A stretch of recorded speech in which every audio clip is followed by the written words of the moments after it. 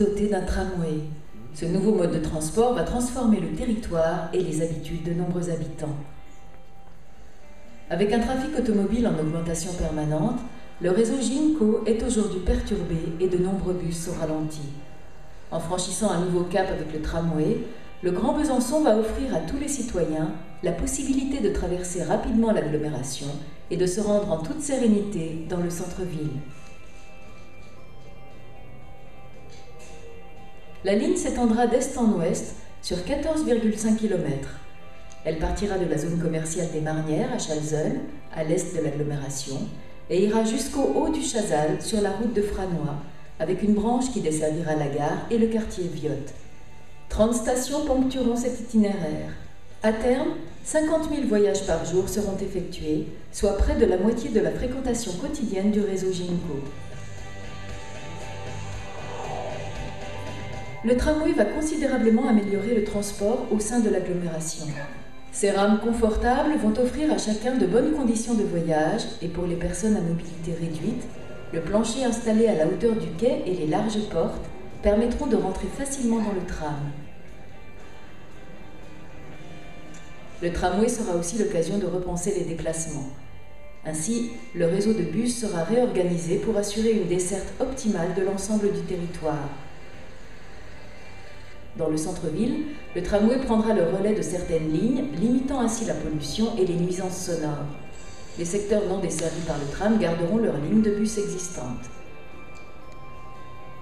La présence de parcs relais le long de la ligne va inciter les automobilistes à laisser leurs voitures dans ces aires de stationnement gratuites et surveillées.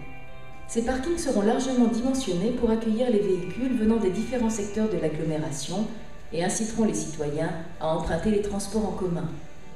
Le temps de parcours entre Micropolis et Chamars sera par exemple de 7 minutes 30. Enfin, avec une station à Viotte, le tram va être pleinement connecté au train et à la future liaison de bus en site propre installée entre Thémis et le campus de la Boulois. La gare Viotte va devenir un pôle d'échange majeur. Les 3 haltes ferroviaires aménagées progressivement aux portes de Vesoul, à École Valentin et à Miserey-Saline prendront avec le tram toute leur pertinence et offriront une desserte rapide et de qualité pour le nord de l'agglomération.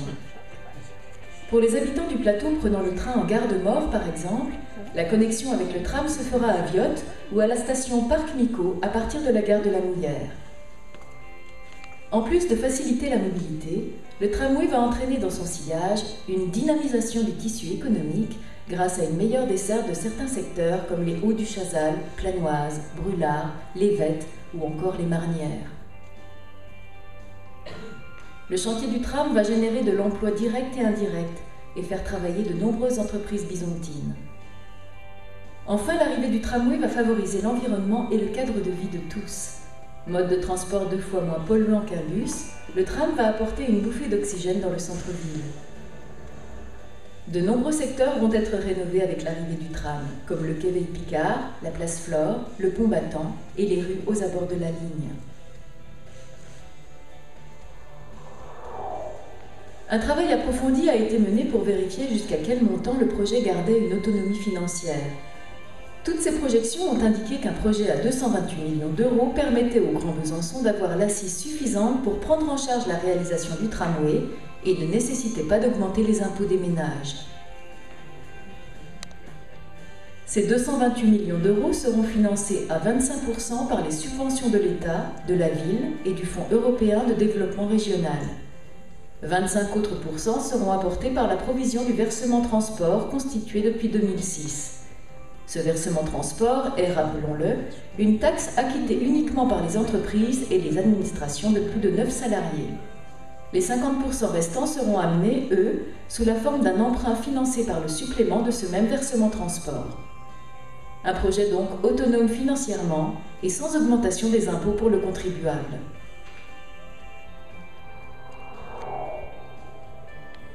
Démarrons notre visite par l'ouest. Départ, Haut du Chazal, au niveau de la route de Franois. Cette station sera dotée d'un parc relais pour recevoir les automobilistes venant de l'ouest de l'agglomération et accueillera le futur centre de maintenance des trams. Le tram rejoint la faculté de médecine et de pharmacie, offrant ainsi à de nombreux étudiants un mode de transport rapide.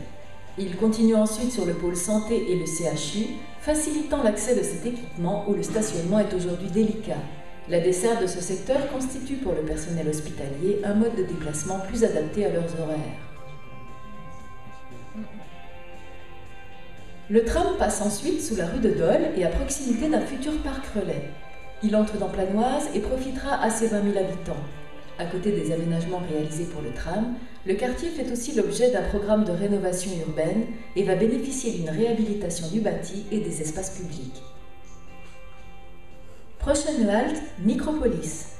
Sur ce secteur, le tram va permettre à tous les visiteurs d'assister plus facilement aux nombreuses manifestations qui s'y tiennent. Le parc relais existant sera réaménagé pour améliorer l'accueil des automobilistes venant de l'ouest, du sud ou arrivant de la voie des Mercureaux. Ils pourront emprunter le tram ou l'une des nombreuses lignes de bus desservant le pôle d'échange. L'itinéraire passe ensuite à Brulard, où les terrains de l'armée seront prochainement reconvertis en activités tertiaires et commerciales et en logements. Il gagne ensuite le centre-ville par le boulevard Charles de Gaulle et traverse le Doubs pour arriver à Chamard.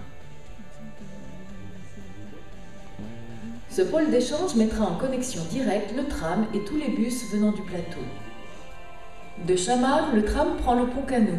Son arrivée sur les quais va permettre d'étendre le centre-ville au-delà de la boucle et de dynamiser fortement le quartier battant.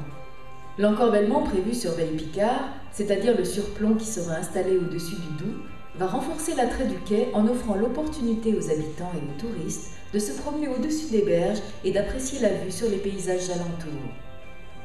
Après les quais, le tram retraverse le Doubs et passe sur le pont battant, qui sera refait à neuf et élargi pour le passage du tram, mais aussi pour améliorer les cheminements des piétons et des cyclistes. De là, il se faufile jusqu'à la place de la Révolution. L'arrêt Beaux-Arts sera l'une des 3 stations de desserte de la boucle, avec Chamard et Médiathèque. La ligne emprunte ensuite le pont de la République. De là, en fonction de la destination choisie, certaines rames vont vers la gare Viotte en continuant sur l'avenue Carnot. L'itinéraire passe devant la place Flore qui sera rénovée et dotée d'un parvis paysager. Arrivé à la gare, le tram desservira et renforcera le pôle d'échange. Il assurera un lien avec les trains TER et TGV, les voitures et les dispositifs Autocité et Vélocité, ainsi que les cars départementaux à la gare routière. Si l'on n'a pas choisi la destination gare, le tram file alors vers l'est de l'agglomération en empruntant l'avenue Fontaine-Argent. Après le quartier des Chaprais, le tram emprunte la rue Tristan-Bernard pour arriver sur le secteur des Vettes qui fait l'objet d'un projet d'écoquartier. L'idée est d'installer sur ce lieu des logements et des activités aux normes écologiques. Le tram suit ensuite la rue Nicolas-Nicole sur une voie unique, ce qui veut dire que les rames passeront en alternance. De là, le tram dessert le lycée Pergaud et le collège Proudhon. La station Orchamps constituera elle aussi un pôle d'échange renforcé pour les bus venant de l'est de l'agglomération et sera un élément fort de la redynamisation de Palante-Orchamps. Le tram gagne Fort-Benoît avec son parc relais pour les véhicules venant de l'est. Il longe ensuite la route de Belfort et arrive aux Marnières, à Chalzeul. La venue du tram est l'occasion pour le centre commercial de s'étendre et d'être rénové. Son parking servira aux utilisateurs du tram. Fin de la course et terminus, vous êtes arrivé aux Marnières, première ou dernière station de la future ligne de tramway, accueillant elle aussi un parc relais. Le tramway est une chance pour notre agglomération.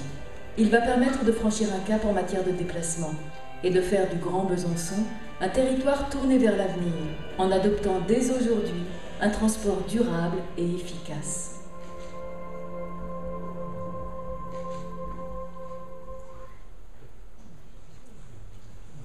Voilà.